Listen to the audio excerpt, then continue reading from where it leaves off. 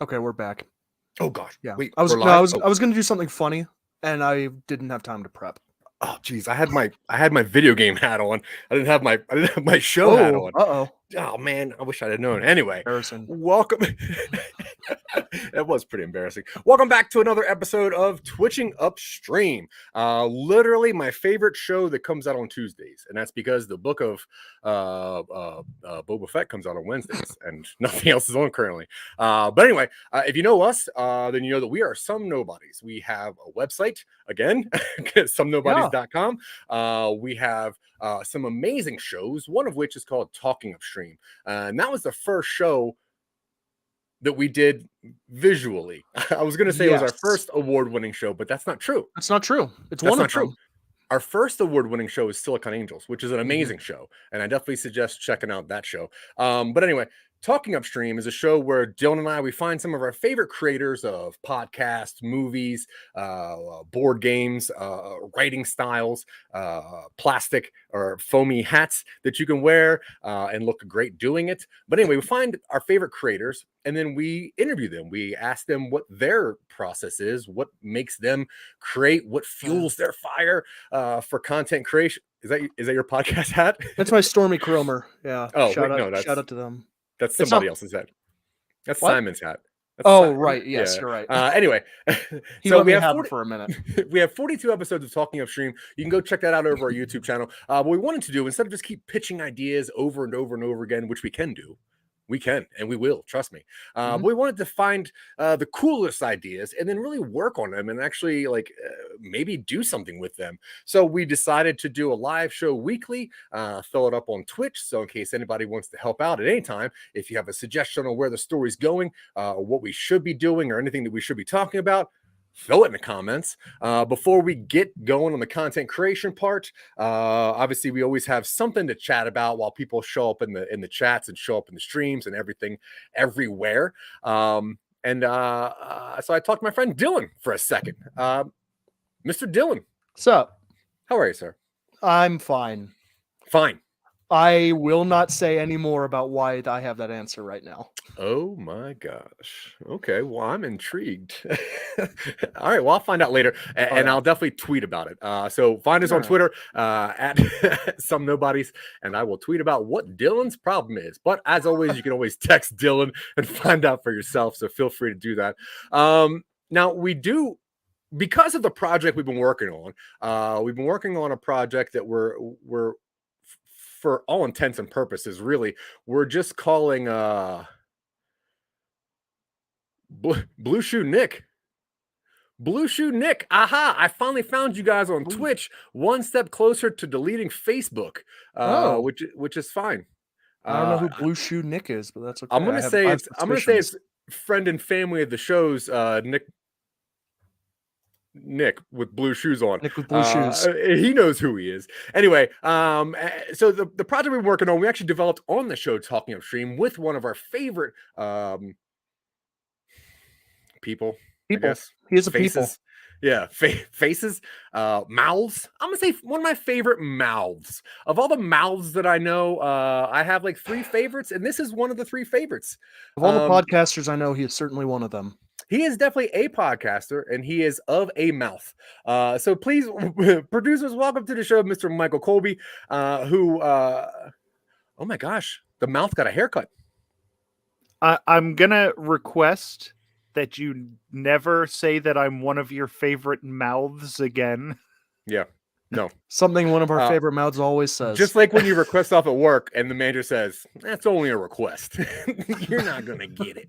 Anyway, welcome to the show, favorite mouth of Some Nobodies, Michael Colby, who helped us create the thing we're going to work on. But before we get to that to that project, I did want to talk to you guys about something nerd-related that I'm not going to read a full synopsis of. I'm just going to talk to you about it, if that's okay. And the topic I want to talk about today, for Some Newsbodies, We're keeping TM. it. Yeah, I like it. I think I'm fine with it. Blue Shoe Nick says it's correct. It is him. It is a friend and family of the show, Nick with the blue shoes. Yeah, I love that guy. Yeah, he's a great one of the Nicks. Also a good mouth. I actually can't back that up, really. Anyway, so what I want to talk to you guys today about is sequels. And, you know, we are people that create a lot of content. We're people that, especially Dylan and I, we like to write stories and write shows. And then when it gets to the point of going back into the same universes, you got to think about the things that make a good sequel. Some nerd bodies. That's not bad either. I'm okay with that too. That's what today's is. There's no news today. Nerd bodies. And now I wanted to ask you guys what your favorite sequels are, and if it's what about them makes them such a good sequel, because most of the time when you think about sequels of movies, they're almost all bad. Disney sequels, all bad. Most sequels, all bad. Now there's a couple sequels that people will say, these are my favorite sequels, you know, and there are two that I was going to talk about today, but I want to see what your guys are before I get into mine, which I think are pretty obvious. Michael Colby. Yeah. Sequel. My favorite sequel is Escape from LA. Oh, okay. Now I love Escape from New York, but Escape from LA is so fun, and I love the Snake Plissken character. I like the idea of what happens in those movies. I really like those escape movies. Now, see, that brings up one of the things I was going to talk about, where in a sequel, one of the things that you can do is you can kind of take the same story and just put it in different spots, you know, instead of Escape from LA, now you're Escape from New York, et cetera, et cetera. Now, Dylan, what's your, I mean, for topic's sake right now, what's your favorite sequel? I think I agree with what Blue Shoe Nick is saying. I think Hellboy 2 Golden Army. Yeah. Like, it's not great cinema, but Guillermo del Toro has such a vision. And when you combine it with Hellboy's just setting in general, I just think it's really fun. Yeah. Now, when you have a comic book, you know, movie or something that's based on, you know, other concepts, it's a little bit easier to do sequels because there's a lot of stories you can go into. You don't need a beginning or an end necessarily. But one of the two sequels, or I guess, sorry, real quick, I just want to point out the sequel I want to acknowledge is Pocahontas 2, Journey to a New World. And I only want to say that because we're talking about sequels that are bad. And this movie, what is this bit? It's about Pocahontas going to England and they civilize her. It's insane. And I just wanted to point out that this was a movie that was released on DVD for children to watch, where like they take her there, they make her hair European, they put her in a big ball gown dress, and she doesn't die of smallpox. And I'm like, of all the movies to not need a sequel and all of the bad sequels to possibly turn from concept into actual product, I think Pocahontas 2 takes the cake on sequel that is just the biggest, like, what the fuck.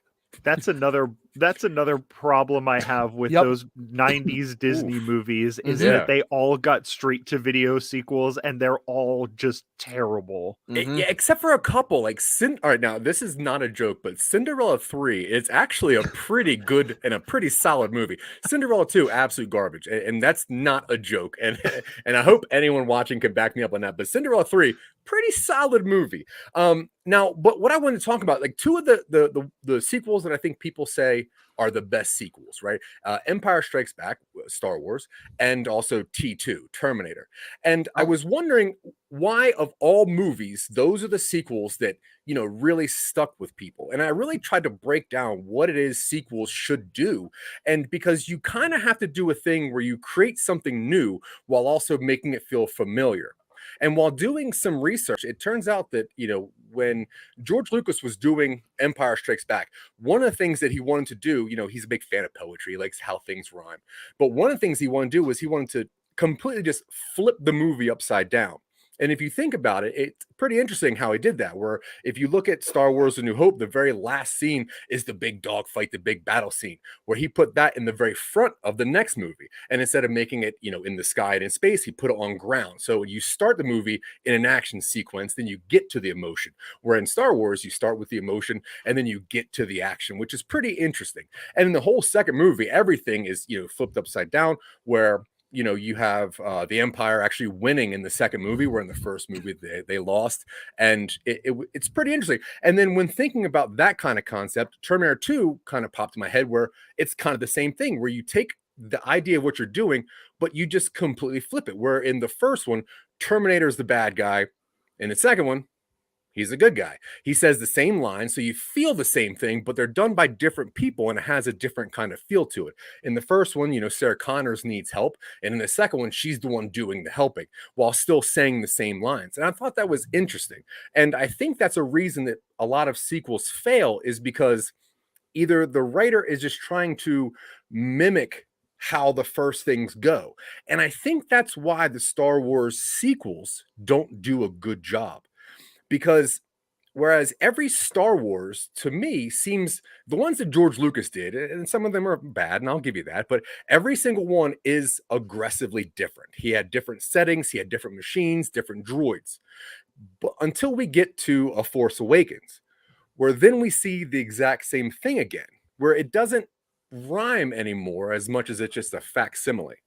So I was wondering, how you guys think they're going to move ahead, because since like the Marvel sequels are all coming out soon, like it's easy to do an origin story, like a Shang-Chi origin story, super easy. But to do a follow-up, to give fans something that they can, hang out with.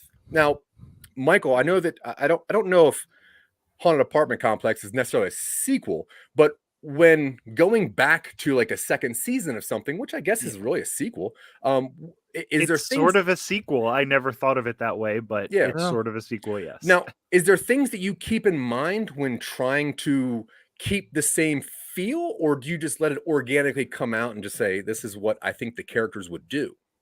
Well, what we did when we were thinking about the new season was we said, all right, we got a list of the characters and said, all right, these characters need to be sort of the same.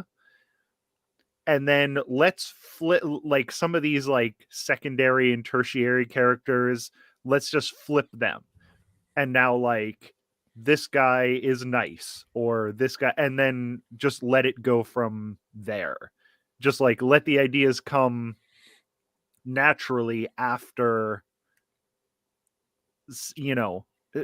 giving a base, a base of how that character should act, and then just like let it flow from there. Yeah. And it's odd. I've never really thought about like the idea of a sequel, like kind of putting people in the same frame of mind. To me, it's always been, well, what would the characters do next? But that's not exactly what you should be doing unless you know for a fact that your audience loves those characters. But if the audience likes the story, then creating a sequel is a little bit of a tougher idea. Dylan and I, we're actually currently in the middle of doing 2 or 3 different sequels. We're doing, season 2 of Silicon Angels. We're starting to do season 2 of Create Your Own Podventure. We're kind of working on season 2 of Podcast, the podcast show. I like saying that, by the way. It's a fun show to say. Yeah. It's hard to find, but it's fun to say. Very difficult to find. Really stupid joke that did not pay off very well. But you can find all that on our website. Blue Shoe Nick says, also going to throw out there that I think Evil Dead 2 and Army of Darkness are arguably better than their progenitor. Yeah, I agree. Army of Darkness 2 is almost a remake. Army of Dark Evil Dead 2 is sort of a remake. I watched them all this year for Halloween. One is much better than I remembered. I'm also going to throw Aliens out there.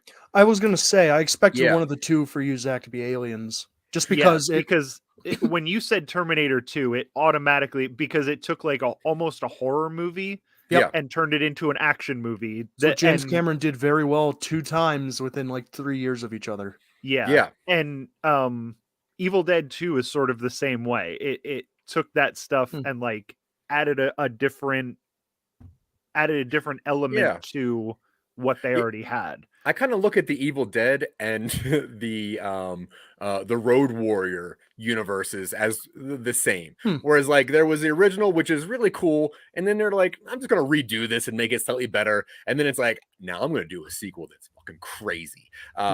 So I think that's cool. And you know, thinking about sequels, I don't know if people take enough time to think about it, because popular opinion is that most sequels are just garbage. And but when a sequel is good, it's like really good. Like I think coming up with a really good sequel is more impressive than coming up with like sort of an original idea.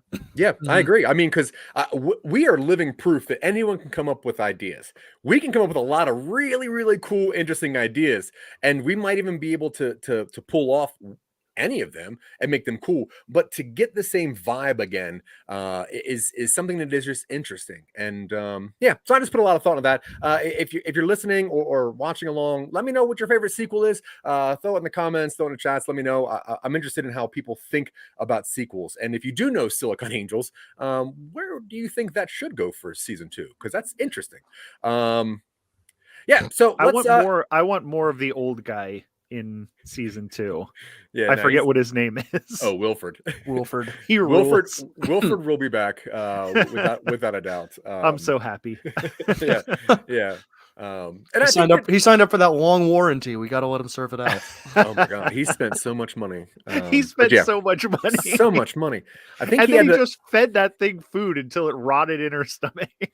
Yeah, I think he had to take out another credit card to get something else. Anyway, okay, so let's get into what we do with this show. That's enough of my some nerd bodies bits. Wow, for some reason, this week is what you're saying. What's that? Slow news week on the nerd front? No, I just didn't want to hear any feedback about me reading too much or talking too much. I mean, Boba Fett continues to be the worst part of his own show. He might make a cameo this episode this year. Yeah. This season, this Peacemaker is better than it has any right to be, and the soundtrack is fantastic. Yep. Whose Line Is It Anyway is on HBO Max for streaming. What? Yeah. First 8 seasons that were on ABC Family. You can go watch it. Oh, I'll tell you what, if you guys are looking for a really cool show to watch on Netflix, it's called Murderville, and it's a Will Arnett show where he plays this homicide detective. I'm saving that for when I'm on my weekend in an altered state. Nice. And they have this whole season set up, but the actor of each week doesn't have a script or doesn't know what's going on. They just have to roll with the improv and try to solve a murder. It's pretty interesting. Murderville, 6 episodes. If you want a fun murder show, if you didn't watch Only Murders in the Building, it's fantastic. Yeah. All right. This show is about content creation. Dylan's going to tell us what we're working on, where we left off, and what we're going to get done with the rest of this episode. Yeah, sure. Okay, let me make the screen go really different. Whoa, magic.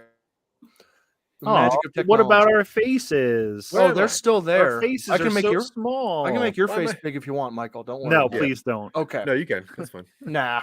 So, on episode 31 of Talking Upstream, which you can go listen to on pretty much any platform, I don't know what name the production company is going by now because they changed it a lot, but in the day, it was named after a large computer company.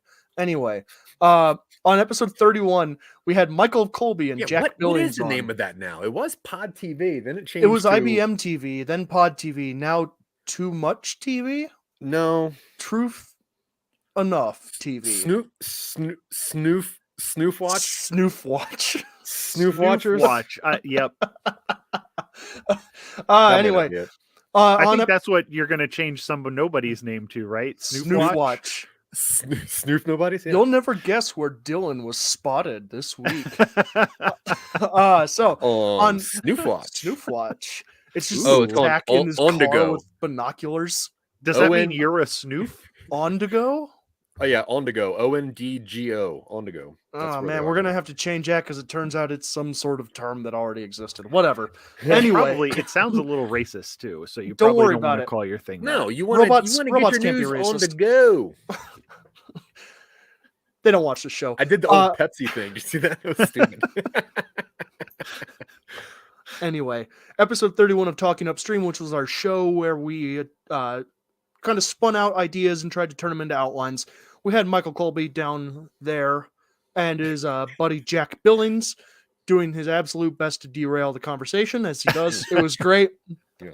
But the idea we pitched them was a magician disappears a volunteer during the middle of their show and then dies on stage and can't bring him back. What then? And it wound up being this kind of strange, like, kind of heist. We had the original idea of making it a heist, but it was about soul heist.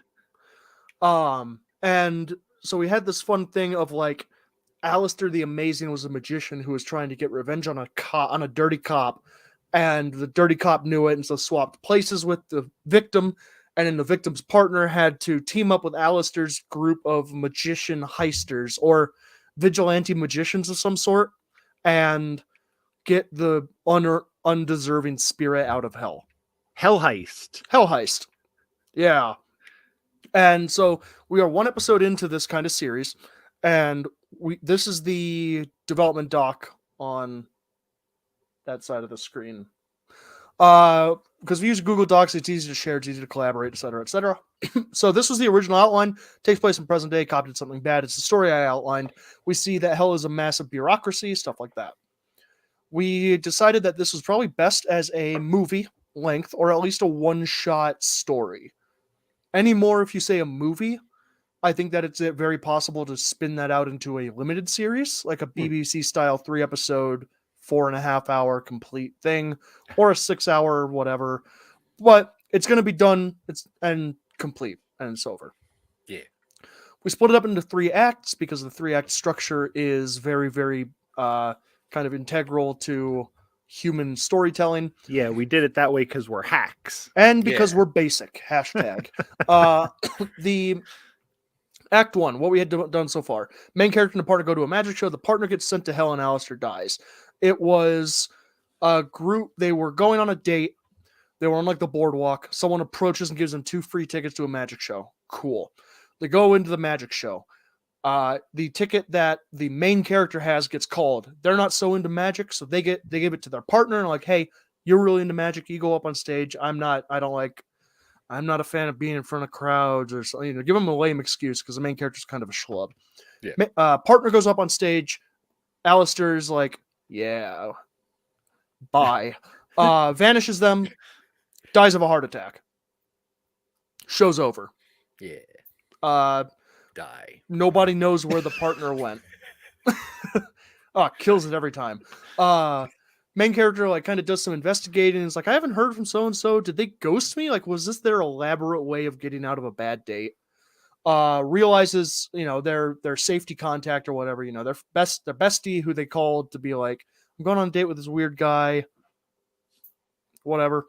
Calls him and is like, hey, have you seen so and so? And they're like, oh, they're actually gone. And then it's like, oh, I should go to the cops. Goes to the cops, talks to the bad cop unknowingly. Bad cop buries the story. Main character's like, I should hunt down maybe there's someone at the funeral who can talk to him about it.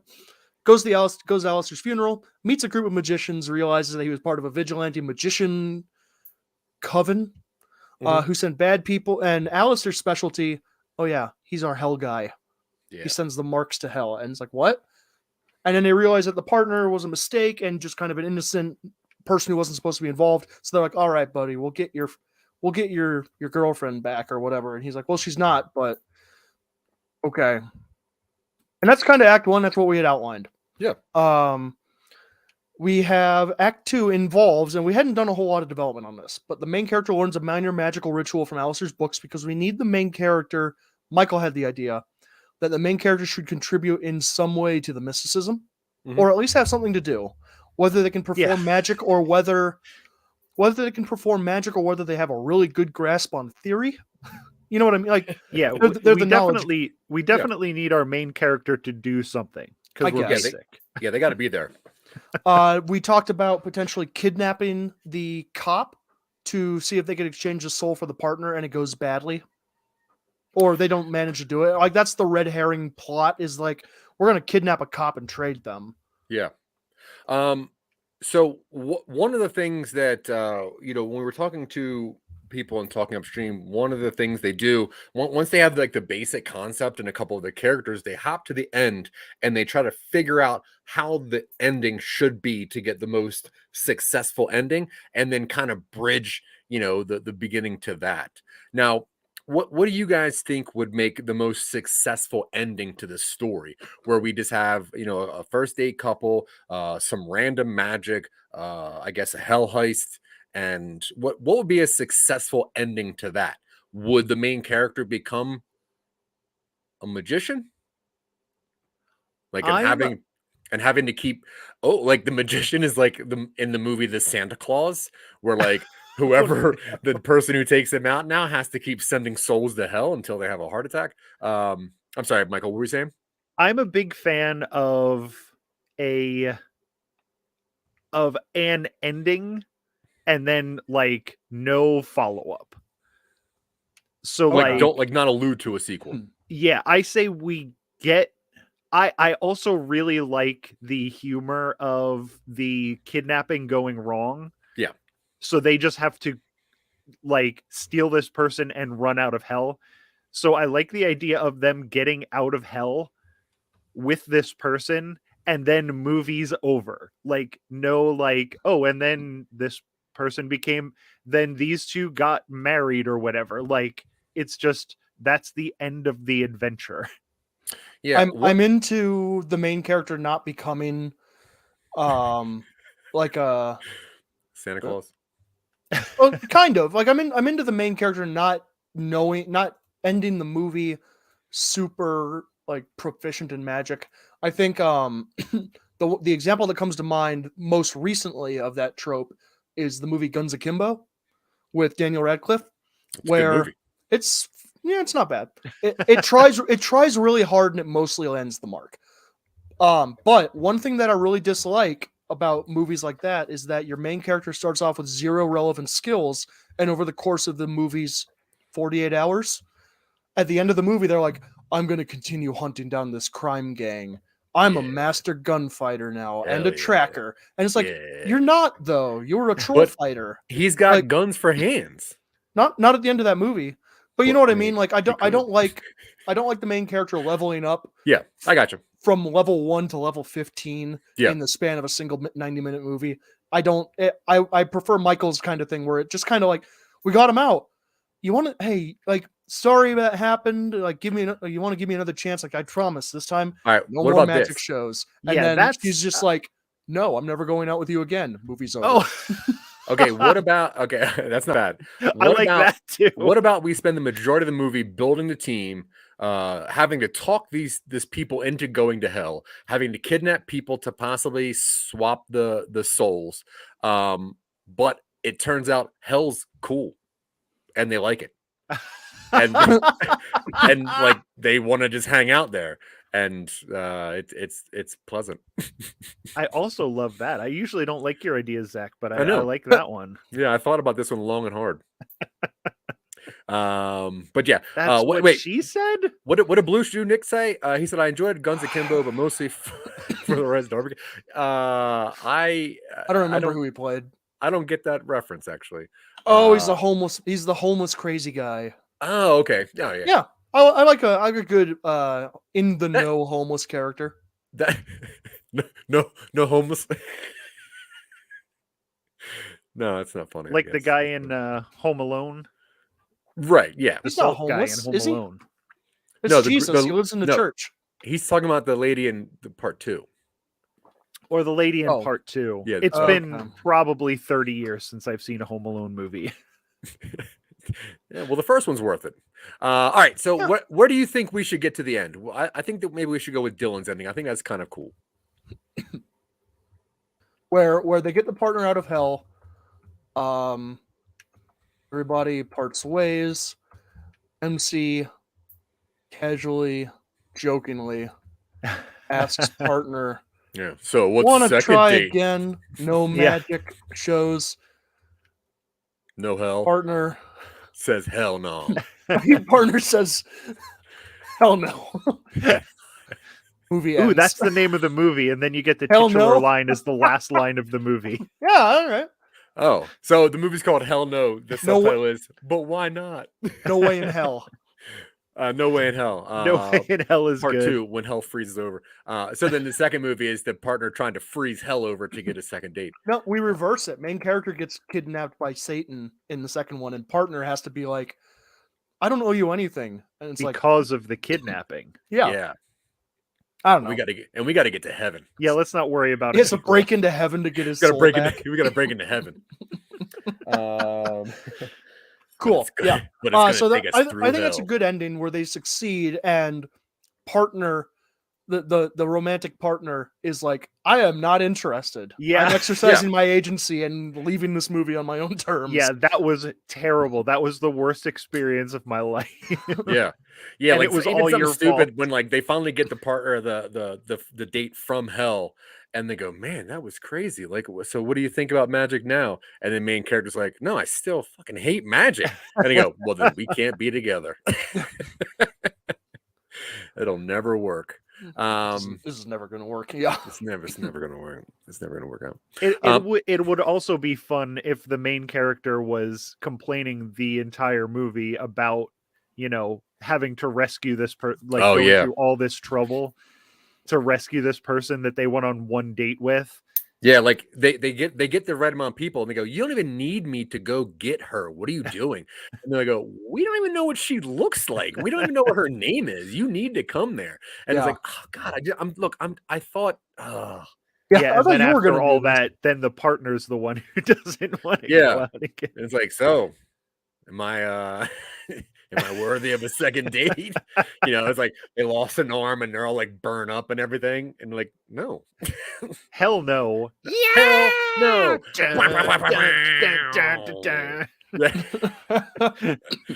Okay, so what does that mean for Act 2 then? So Act 2, we kind of have what are your The beats. your beat sheets? So let's look at the beat sheet down here that I copy and pasted from our deadbeat discussion. So 9 beats, each one has kind of a title and what it involves. So we've got the inciting incident. It introduces the antagonist. The antagonist in this is more a force than an entity. Like we talk about the antagonist being hell. Sure. So yeah, there we go. The debate, the heart. We intro the meet cute, Trinity in a nightclub. The world opens up for the main character. Debate could be when he meets the characters at the funeral. They're the heart. Maybe there's one character we can make one of the magicians like the one who's kind of a soft, like goes soft on him, where it's like, "Hey, listen, we've all been doing this a long time, and we need to remember not everybody has our experience." And they're the one who kind of like tutors the main character, and they're the one who's not a complete and total jackass, like stuff like that. Sure. We'll figure that out later. Plot point 1, the true beginning of the story, a moment of conflict pushing into Act 2. This could be where we show the partner in hell at the desk, and it's like, "All right, fill out this box of forms," because hell's a bureaucracy. Yeah. Or, we do something along those lines. And we introduce a support character. Could be another magician. Could be the cop. We couldn't require the cop to get into hell. I was kind of thinking that once our team gets to hell, they would recognize somebody else in hell that they know and recruit them to be like that. How do we get around here? There's so many floors in this stupid building. I mean, there are only 9 levels, so like just take the elevator. But Alistar? Alistar's in hell. Oh, that's good actually. I like that a lot. She meets up with Alistar. I'm projecting these as like a man and a woman. I don't know if that's I think it was 2 women. It was 2 women. We had talked about casting. I don't remember what they were, but you're right. I like Kristen the idea. Stewart and the other one that I can never remember her name. Mary Elizabeth Winstead? No. From Fast and the Furious. Girl Gadot. No. From Lost. from Lost. Oh, From Evangeline Resident Lilly? Evil, the first one. Mila Jovovich? No, Oh God. the one who's a worse actor in that movie than Mila Jovovich. Oh, yeah. Michelle Rodriguez. Michelle Yep. Rodriguez. And then Yeah. the best friend of Michelle Rodriguez is Justin Long. Yes. Cool. Okay. Okay, I'm into sure. all that. But the plot point in 1 is when they're like, we're breaking into hell. It's like, what? Cut to Act 2. Act 2 has a pinch. We focus on the central conflict and we usher the story forward. You have your midpoint, death and rebirth. This is where something significantly goes wrong, and it forces the main character to change and actively turn around. It's where you have an antagonist moment, it's where you have a heart moment. This is when, oh man, That's not the decision to go to hell to save her. I don't think so. No, this is probably when the plan to kidnap the cop goes badly, and they're like, we can't. Oh no, okay. Plot point 1 is probably deciding we got to get the cop's soul in exchange for her soul. Cool. This is when the cop plan goes wrong. Either the cop escapes or dies, and they lose out on getting the soul, something like that. Oh, Potentially. I almost like them like going to the cop's house and him having like a loving family, and then them still having to like kidnap the cop to take his soul. And I go, oh my god, like what are we even doing? I don't even know this girl. Yeah. Yeah, you're into that? That's weird. I don't know. Sorry, I've got some stuff. Yeah, I don't I'm love having a distracted. cop with a loving family. I don't think that tracks. Yeah, that's fair. Not these days. Okay. Anyway, so Not to Well- get political on Some Nobodies. oh yeah, heaven forbid. I had to restrain myself right there. Okay, so midpoint, death and rebirth is when you have that difficulty the character really has to get back up from, and it usually results in the lowest point in the movie, because it's also the point where the movie turns around, where you're down and you get back up. And because afterwards you have the second pinch, which is where it reveals the remaining emotional and physical challenges. Maybe they get to hell and they realize something. You know, there's something there's a secondary challenge that they have to overcome emotionally between the characters. Because you have the supporting character have another moment where they are presented with a moment to change. So that could be Alistar's moment to change or something along those lines. Yeah, the second plot point of no return for the character. They get a new weapon, they get strength, they get knowledge. This is when Neo. No, it's probably not when Neo resurrects. That's closer to the end of the third act. But this is like when he accepts that he's the one and he knows Kung Fu, and he goes. This is when he like rescues Morpheus. Spoilers? I don't remember the Matrix. I don't think you remember that movie very well, Dylan. Either. No? I don't think so. No. All right, but it's when he gets it's when the chef truck starts like to get popular. No spoilers for Jon Favreau movies. The Matrix? Oh, the chef truck? Yeah. What are you talking about? Widow. It's when Black Widow dies and Hawkeye has to get the gem of soul or some shit. Yeah, something like that. And then we have the resurrection where they use the tools from the plot point. The second one, they choose a second death and rebirth, but they choose it, so it's on their own terms, and they come back more powerful. And then they return to the people with their gifts at the end. The heart has their ultimate conclusion, reflecting the change, which is the heart, the partner realizing this person's no good for me, I'm not interested. Supporting character recognizes might implement their change, or they might not. Jaime Lannister might go back to King's Landing. See, that reference I understand. I kind of feel like the team up and the getting to hell is all of the second act. I feel like getting out of hell should be just the third act. Cool. I think that might help us out a little bit. Kind of hitting some of these points. Oh. Do you think about that? Yeah. Yeah, I think the end of the second act is them getting into hell. I think the second act is the meat of the movie. Yeah. I don't think we spend too much time in hell. Okay, no. cool. We don't have that budget. I also like the idea of like a lot of preparation, a lot of like, hey, we have to make sure we get this, and then we have to go over here, and we have to go to this spot, and blah blah blah, and then it's just so much easier than they think to get into hell. Yeah, you know what I mean? Like, there's a lot of things like, we need this book, we got to get this blood of this thing, we got to make sure we do all this stuff, and then like at one point they're like, no, you can just go through that door like right there, and it's like, oh, yeah. okay. And I like a getting the band back together instead of a getting the band together in the first place thing. Oh, okay.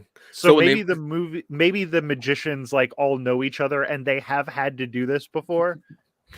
And it's like, God damn, we Yeah, we promised we would never do this. They swore the last time that was the only time they were going to do that. And it's like, we're going to need wondrous will. And it's like, no. Yeah, even There's if it is no just way. one of them that like is really, really against it. Yeah. And they've been trying to get that other partner back together for a while. Yeah. And they go, hey, this is what we need. I like that. So then we kind of hop into another movie where it's like these old magicians trying to do one last heist. Yeah. Yeah. Cool. A red type. What's that? A red type. Oh yeah, real Red 2 type. Yeah, we're getting into red territory. Like, I need to see John Malkovich with that stupid face on. Like, let's get Bruce Willis in this movie. What if finding the partner is literally as easy as just walking down the line to get to the desk, and they're like, "Hey, Allison," and she's still waiting in line, and it's like, "No, come," and so we don't spend a whole lot of time in hell. We just get to the waiting room. Yeah. I also kind of like the idea of like the one the one who got sent to hell is in the waiting room, and when they get there, they just rush right through the waiting room into hell, start looking around for her, and she's just been in the very beginning the whole time. And they go, God damn it, where is she? And like, I don't know, how long has she been here? And I go, she got here 6 hours ago. Well, she's probably still in the waiting room. Like, you're there for years. Yeah. And they go, where's the waiting room? It's like, that the first room. You just came, like, you had to go through there. It's like, oh. But you got to go all the way around, though. It's like, it's awful down here. So we're embracing the silliness is what we're saying. I think on some level. Okay. Well, I mean, in that case, we need a different type of conflict for Act 2. Because if getting into hell and finding the partner is that easy, I think we need something to justify that. I really like that big build up, like the getting the band back together, and this is a task. Yeah, I like that. This is a thing. And let's say like, and let's say the magician that they need, the last magician they need, who promised that they would never do this again, like maybe it's because like their wife is in hell or something like that, or whatever, and they go, no, I will not do that again. I think there's like a big thing with getting those people together, alluding to that terrible story of what happened. It's like, what happened? It's like, we don't talk about it, and it's like. And then maybe they allude to like, you have to swap a soul to get a soul out of there. And it's like, so what happened with you guys? And it's like, it's not our story to tell. Mm-hmm. It's a story for another time. You'll have plenty of questions. You'll have plenty of questions for Magic Mike. Magic Mark. No relation. Magic Mark. We'll get need to change his name. We'll get to all of those answers in the sequel. Yeah, right. We do a prequel. Yeah, so I think that the beginning should be a quick date that swiftly gets into the magic thing, right? They get sent to hell within the first 10 minutes. Yep. Then there's a weird conversation of like, oh my God, you guys know each other? Like, not really. Well, you should go to the funeral. It's like, what? And then for some reason at the funeral, which I think is like 15-20 minutes in, that's when there's like this shadowy magician people in the very back, and as they're walking out, the magicians are like, aren't you wondering why we're here? And she's like, no, I don't care. I don't. And it's like, we heard someone got banished to hell. This hasn't happened in like 40 some years, or something like that. And she's like, okay, what do you guys know? It's like, listen, if you want us to get her out, we can do it, but we trust me, it's gonna be difficult. And she's like, fine. And it's like, well, you're just gonna leave your friend down there? It's like, no, fine. What do we gotta do? And it's like, and they gotta like run errands with these magicians. Yeah. And it's like, I do like the idea of the magicians kind of like tossing the line at her where it's like, Mhm. we could never. But you're never going to leave your friend down there, right? Yeah. We promised we would never do this again, but your friend is in hell, and I guess the only people who can help you are the ones who knew Alistar. It's like, look, I'm not even sure if she's in hell. I think she just, there's I don't know no what- way that Alistar Yeah. sent her anywhere other Yep. than hell. He's our that's hell his guy. thing. Yeah. Why are you guys acting like magic is real? We're at a funeral. You don't have to do that. Yeah. And why are you dressed like this? Like, these are our formal robes. I'm like, Yeah. That's what Alistar would have wanted. yeah. He was very It's like, insistent oh, on actually, formal Alistair's dress. funeral's in the very next room anyway. All right, so who plays Alistar? Because I think that it should be John Lithgow. I was thinking Clancy Brown. Oh God! What a good Oh, voice. both of those are really good. I figure Alistar takes himself very seriously and paints himself as a very sinister figure. And I think Clancy Brown Oh, does that I really was well. thinking, okay, how about this? The one that they need to get, the one that they need to get is Clancy Brown. Yeah. But I do love, like, I can see John Lithgow just like chewing up that scene Yeah. where he like disappears the girl for the first time. Yeah. I like that. I like that. I think that's cool. And then when they finally meet Clancy Brown, like he looks and sounds like satanic. Like everything about it is just awful and dark. But he's not. He's a really nice guy. Yeah, and it's he like, looks and sounds like Clancy Brown. Yeah. Yeah, exactly. Yeah. And so they have to find him, and they have to maybe go find something they need to bring to him. It's like, hey, we can't just show up there without the Oaken's field. So I rod. think a lot of the first part of the second act is getting the gang together, and doesn't take long. And then they go to Clancy Brown, and they're like, they tell the main character, like, he's going to say no. He's going to ask you for something. It's going to take a lot to get him back in the game. They had that moment, and Clancy Brown is like, yes, but to get a soul out of hell requires a soul. And that's where they embark on kidnapping the cop. And that's how a lot of the second act is them trying to kidnap this cop in order to trade it for her, like the other. Okay, for the so partner's the soul. cop heist is the big part of the second act, not getting the band back together. I thought so. I Because guess I can kind of we'll run into a pacing weirdness, I think. Yeah, Yeah. I Maybe can that's just kind of me. see it all ways. I do think, I guess getting to Clancy Brown wouldn't take that long, and then finding, because the second act is only like half an hour if we think about it, right? No. So we have the conversation about Clancy Brown, we have the getting to Clancy Brown, we have the conversation there, and then we have I guess choosing the soul to bring, and then finding the cop. Like that feels like roughly about a half an hour, right? But usually the way it's divided in a 90-minute movie is that the first act is about 20 to 25 minutes. The second act is about 40 minutes. It's the majority of the movie. And then the third act is like 25 again. The second act is always the meat of the movie. Yeah, The third act is usually the shortest. So I think I like a short third act here. I think Okay. getting that, like, once they get into hell, getting out of hell, like getting in and out of hell is so easy that it's like comical. Yeah. And it also keeps the pace moving. Okay, so I have a couple ideas of conflict. One, the reason Clancy Brown's character doesn't want to do this is because maybe he had to swap somebody before, right? So they obviously could run into that person. My other conflict is, instead of, say, they trade the cop for the partner that went to hell, one of the magicians took the cop's soul and traded it for one of their loved ones, so they're left soulless. So now they're down there and like, well, how do we do this without a soul? And then they have to like maybe talk one of themselves into staying in hell. In But Act they don't need 3? Because because if they get to hell at the end of Act 2, that's like an Act 3 twist, which I'm fine with.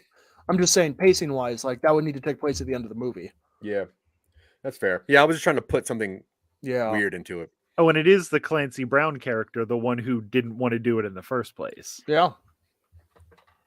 who has to stay. Do they in hell. succeed on getting the cop's soul? Yes. I do like them succeeding in getting the soul and then losing it for a different reason. Yeah. I like that too. And then maybe not even really needing it, but it's just how these magicians think that's how it works. Yeah. I do like a big build up and a big like plan that they have to do a thing, and then it's as easy as, you know, I can see like the Clancy Brown, the big character, like just slinging her over his shoulder and running away.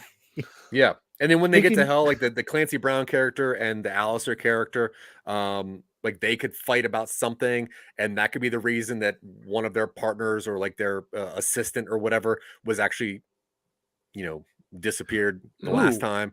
Maybe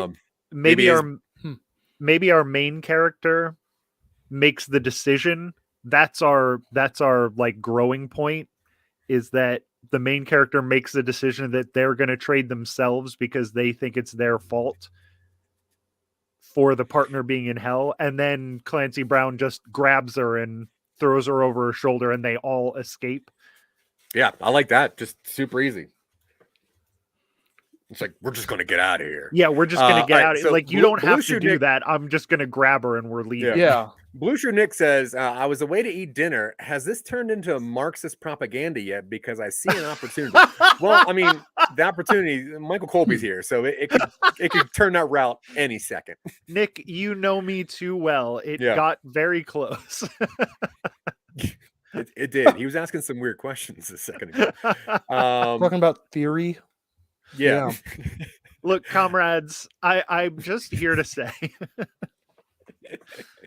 Okay, so I think that the outline of this is pretty good. Like getting the magician, finding the magician, getting the cop's soul, getting into hell.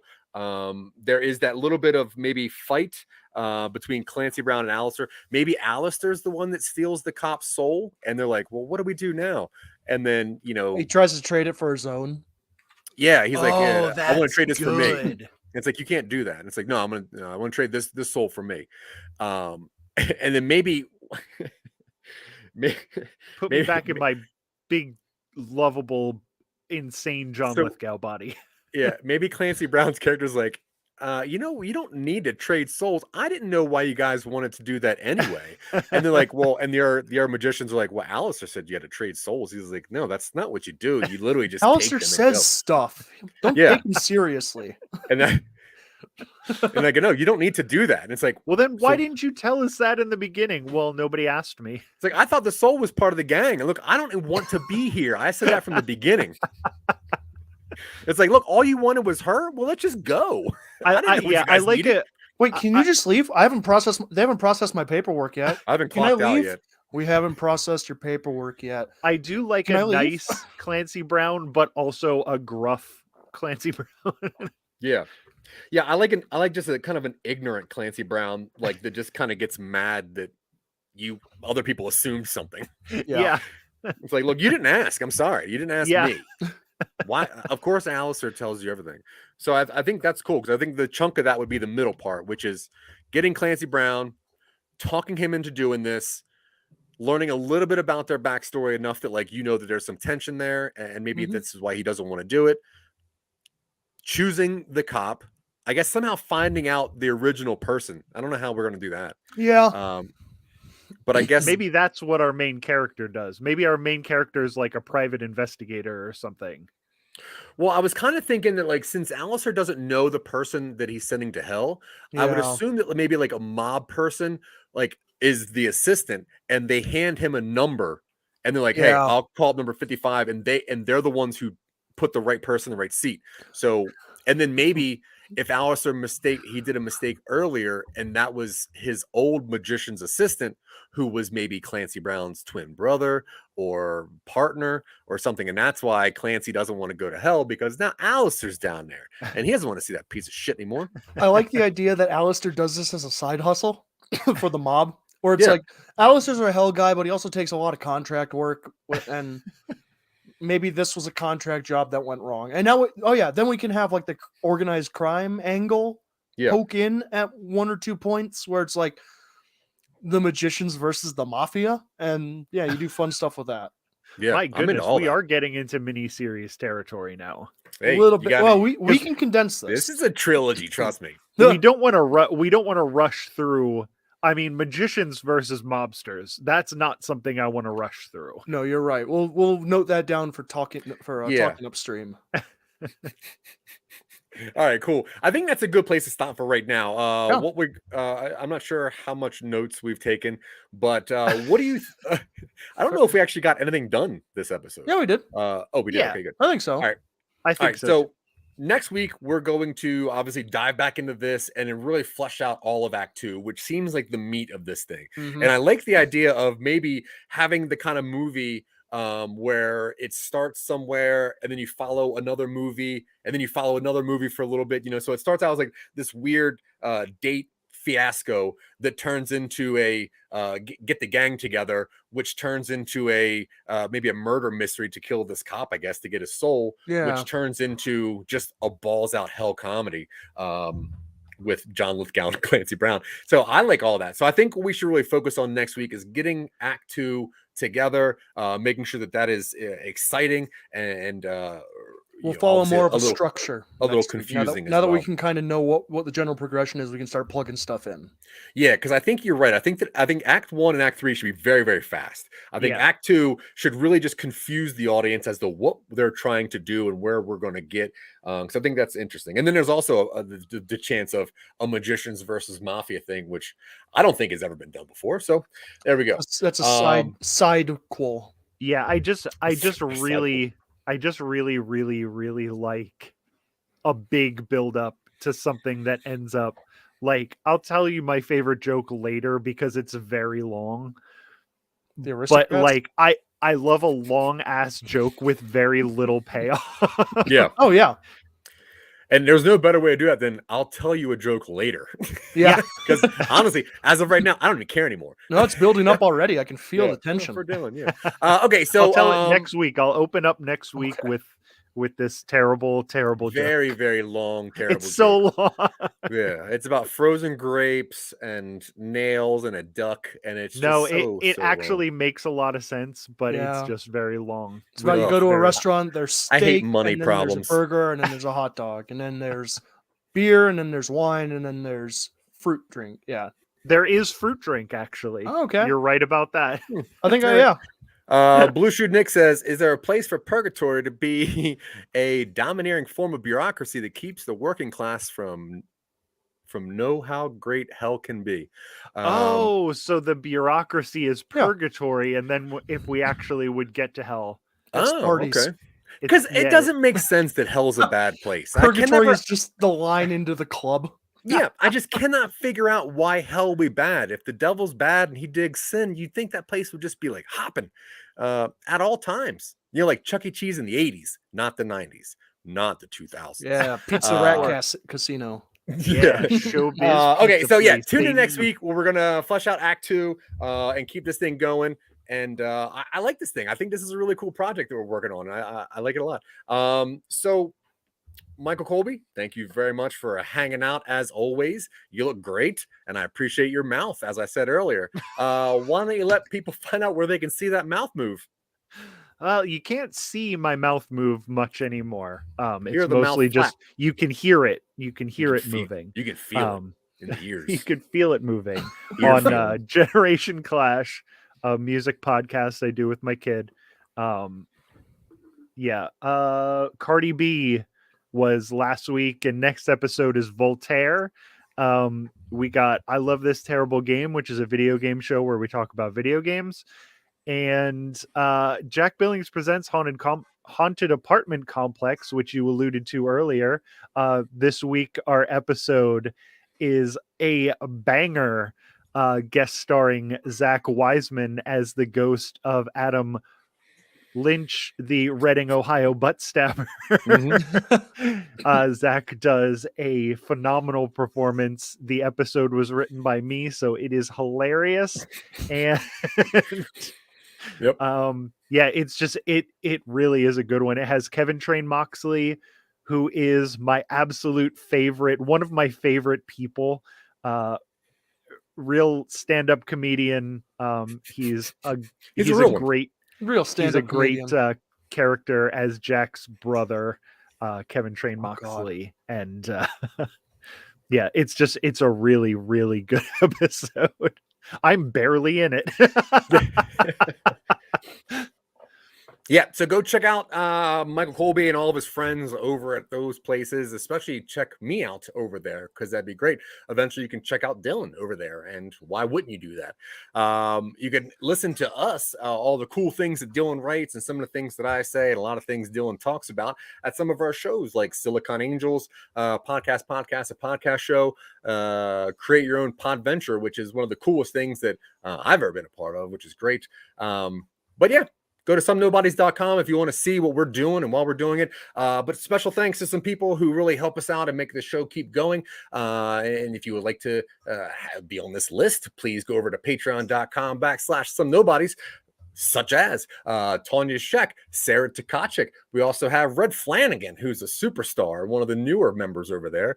You can get certain things on the Patreon, like hand-drawn pictures by me, with Dylan writing what the synopsis is. You can also see very weird shows that we are too scared to publish, like this chess improv comedy thing that we tried to pull off, which I'm embarrassed of. But if you want to see that, you can go check that out over at Patreon. I haven't watched them since we made them. Yeah, I'm not. It was fun to make. Oh, it was very fun to think about making too. They're Patreon exclusive for a reason.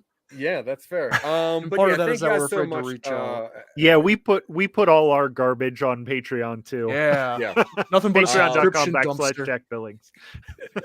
But super duper special thank you goes out to Dylan Terry, my absolute best friend. The only reason I talk is to make that guy smile, so I appreciate you. Dylan, do you have anything to say to anyone paying attention? No. All right, awesome. Well, drink some water out there, guys, and until next time, I've been Zach, he's been Dylan, and you've been great. Have a great day. Wait, I had